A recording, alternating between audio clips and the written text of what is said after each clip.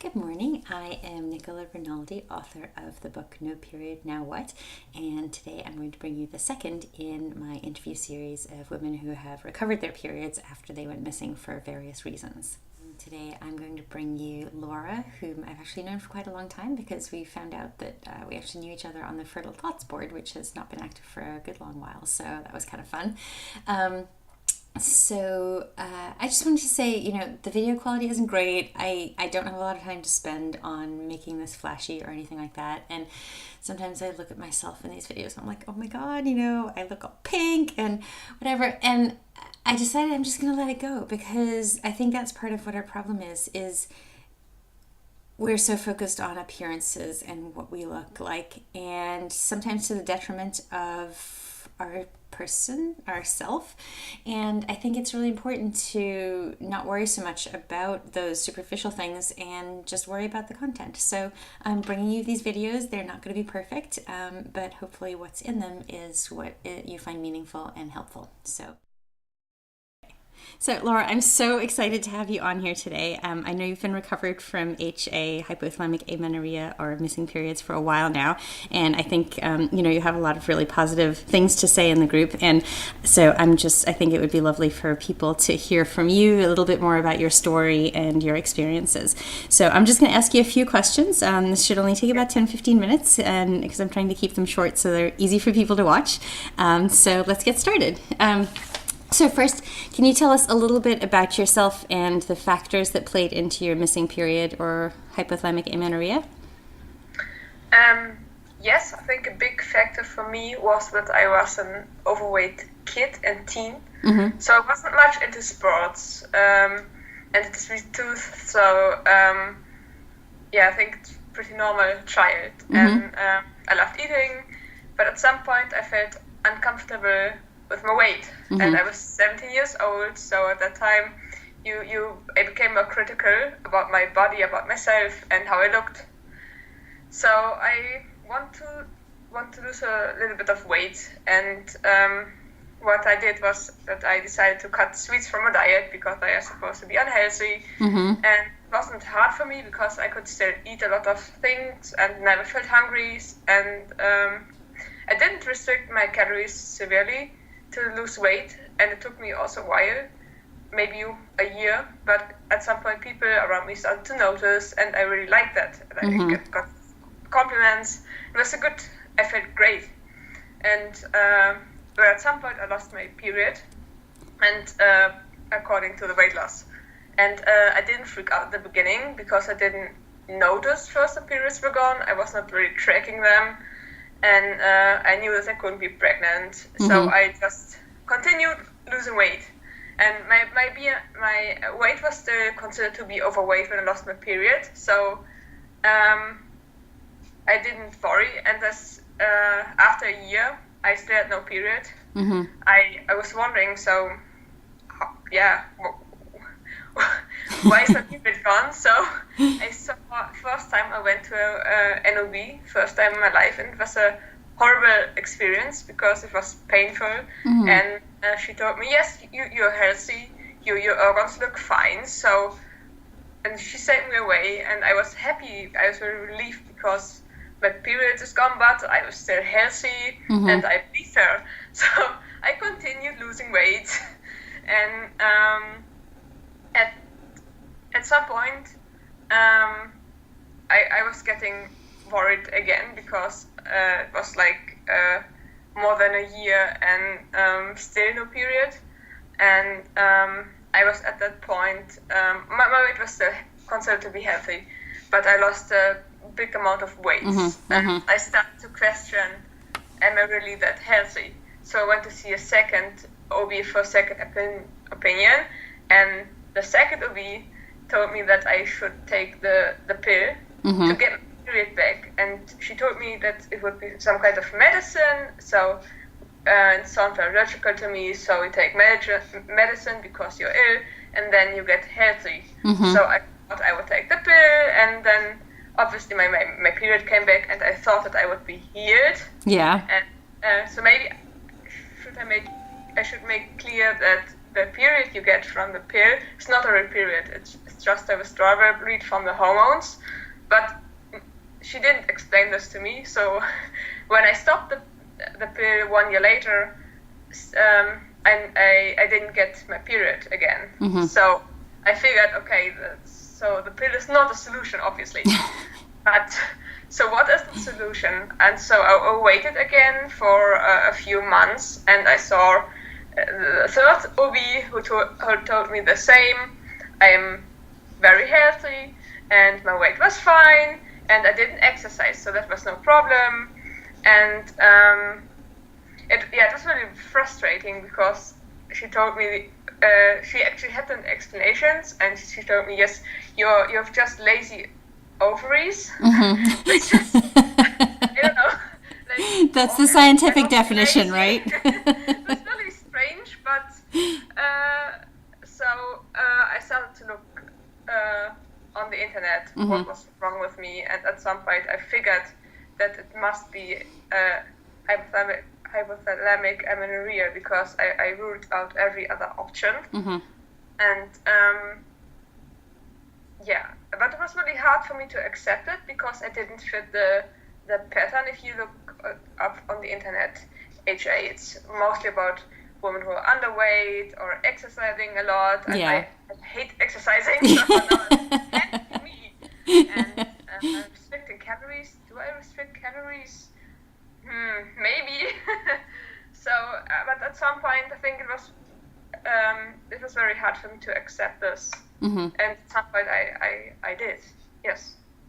So once you had sort of realized that you needed, what was it that kind of clued you into the fact that you needed or wanted to make some changes? It was a very strange experience that if you have a health problem, like not getting a period is not very healthy, and doctors tell you, but you're healthy, but they don't have an explanation, like a real explanation why your period is gone. Found it very strange. So that was one thing. I was very worried about my health, actually. Mm-hmm. And also, I mean, at some point I was in a relationship with a man who's right now my husband, and we want to have children at some point. Back then we were students, but at some maybe. And I thought, if I don't have my period, and I don't have an ovulation, it would be very hard to have children. Yes. Pregnant. So it was the second motivation. And I was actually I went to an this is a very hard word to pronounce, endocrinologist. Yeah, close. And she told me, yes, if you want to get pregnant, we just give you injectables and like more artificial hormones, and you will be fine. And I thought, no, I stopped the pill because I don't want this artificial stuff for my body. And now they recommend me to get more meds, and then I could get pregnant too. But it didn't feel right for me to be so dependent on artificial hormones. Yeah, that makes sense. So what did you change? What changes did you make to get your period back?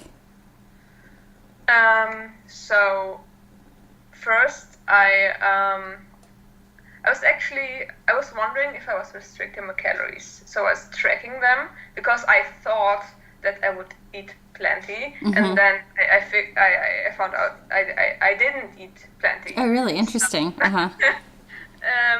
Because I never felt hungry, and I don't know, I wasn't on a crazy diet, like I never did low carb or anything.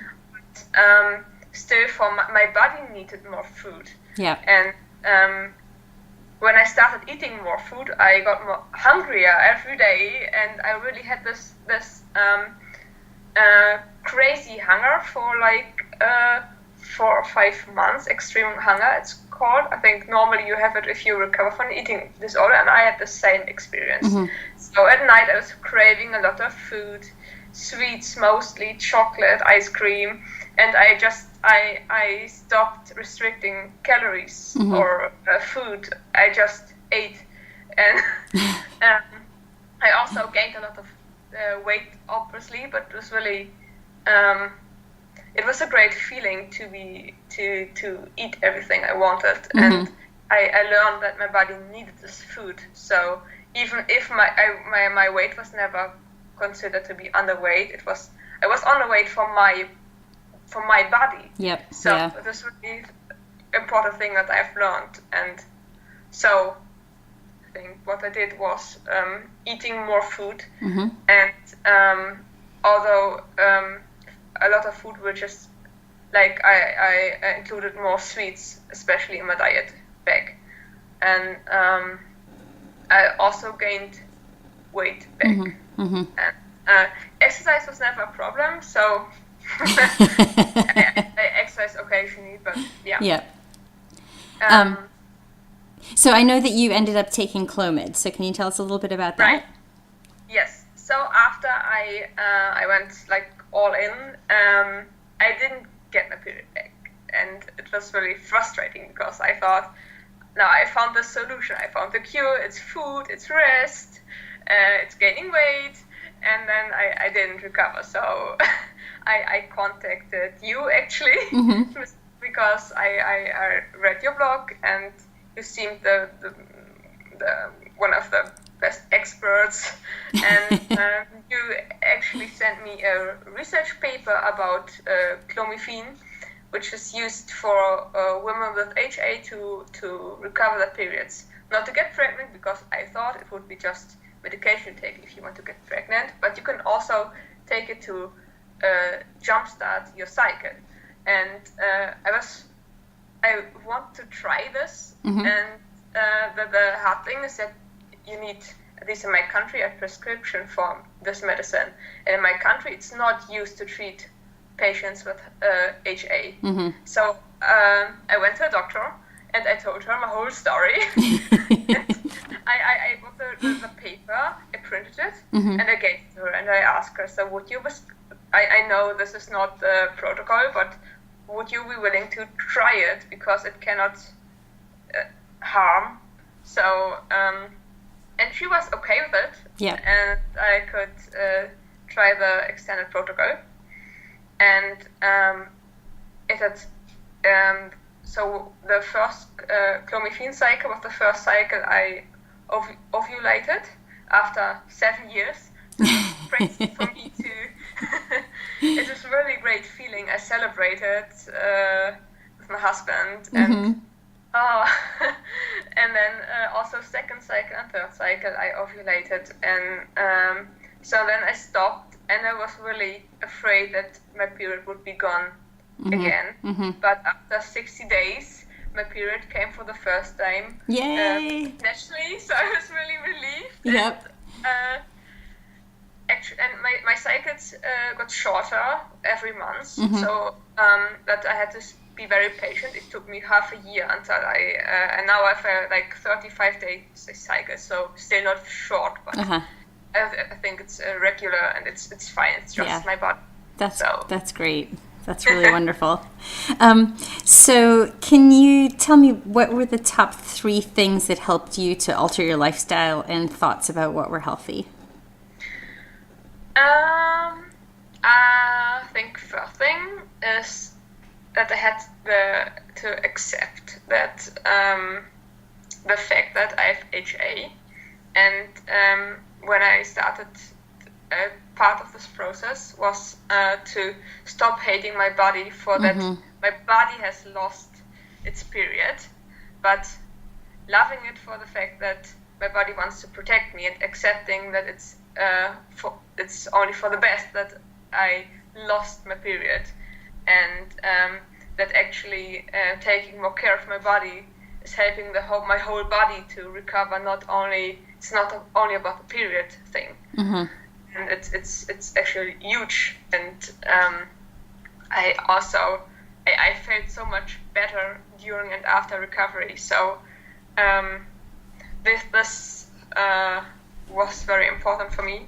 Then second, I think, so it started with weight loss. So first thing was throwing away the scale, and So I gained weight during the process, but I didn't step on the scale and just trusted my body. And no matter what my weight would be at the end, and that's worked out pretty well, I think. I'm still not stepping on any scales.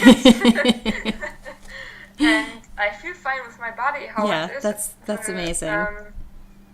So, and the third thing is I did a lot of research and also looked into some scientific stuff, and it was helping me to understand what's happening with my body and why those changes are really necessary.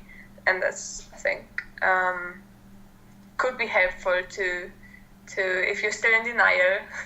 I need proof, hard facts. Yes. Yep. And I got them from you, but from the community. It was really helpful too. Yes. Yeah. Great. All right. My last question is for somebody who's struggling with missing periods now. Do you have any suggestions for them? Yes. It's one thing I read a lot is that women try to compare their bodies. It's when they still doing fitness, exercising, they compare, am I thin enough? Do I have find methods that compare themselves? But also during recovery, they continue by asking could you exercise during recovery? How much exercise is okay?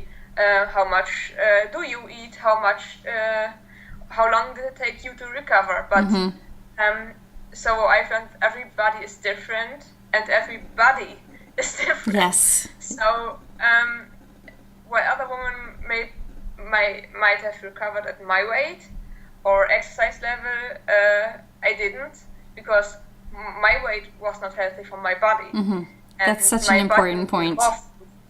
And I think that's important to learn that your body is not the body of other women, and it might be helpful to know how other women did it, but don't continue comparing yourself. Just be yourself. Trust your body. Yes, I love that. Yes, wonderful. Thank you so much for your time, Laura. It's been so great to meet you, and I really appreciate your sharing everything, and I think that other people who watch will also. So I'm gonna, all right, let's, okay.